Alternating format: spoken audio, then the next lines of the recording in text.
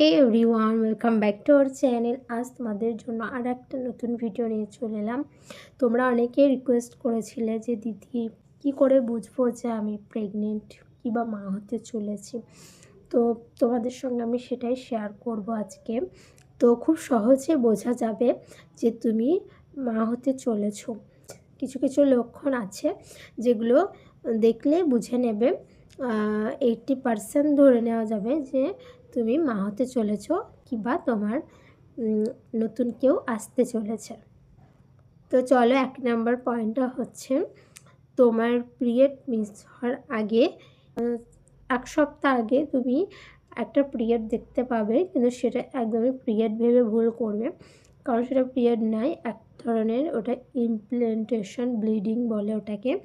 একটা হালকা ব্লিডিং দেখতে পাবে যেটা খুবই সামান্য, এবং পিরিয়ডে যে কালারটা হয় সেই কালারের থেকে একদমই আলাদা। সেটা বাদামি রঙের বা হালকা গোলাপি রঙের হয়ে থাকবে আর খুবই অল্প পরিমাণের হবে।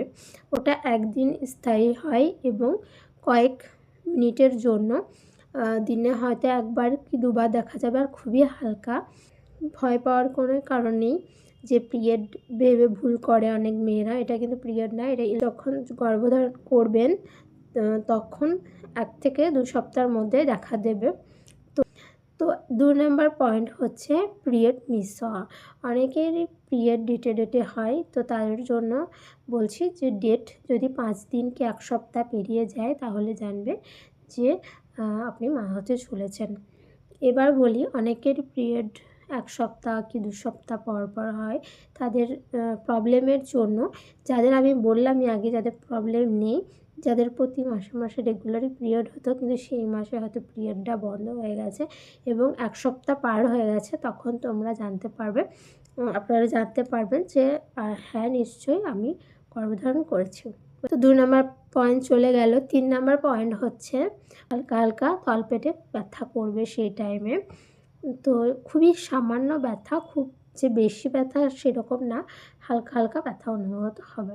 তো 4 নম্বর হচ্ছে সদস্রাব।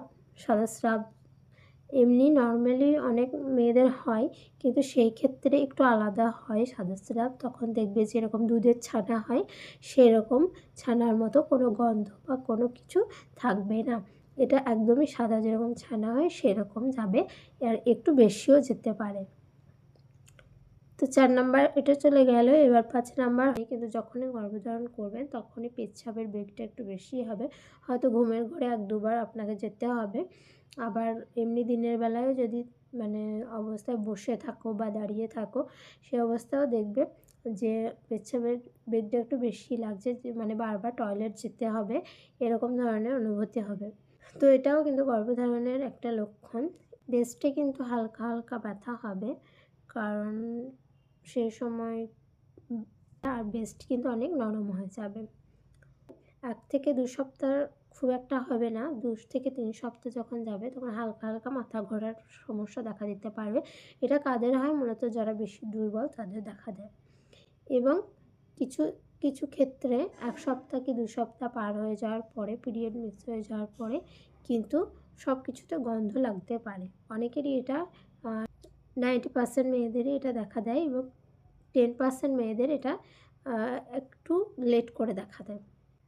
তো এই লক্ষণগুলো যদি দেখতে পান তাহলে জানবেন আপনি গর্ভধারণ করেছেন।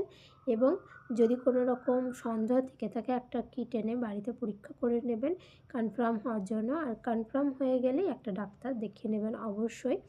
তো ভালো থাকবেন, সুস্থ থাকবেন, আর নতুন নতুন টিপস পেতে আমাকে ফলো করবেন।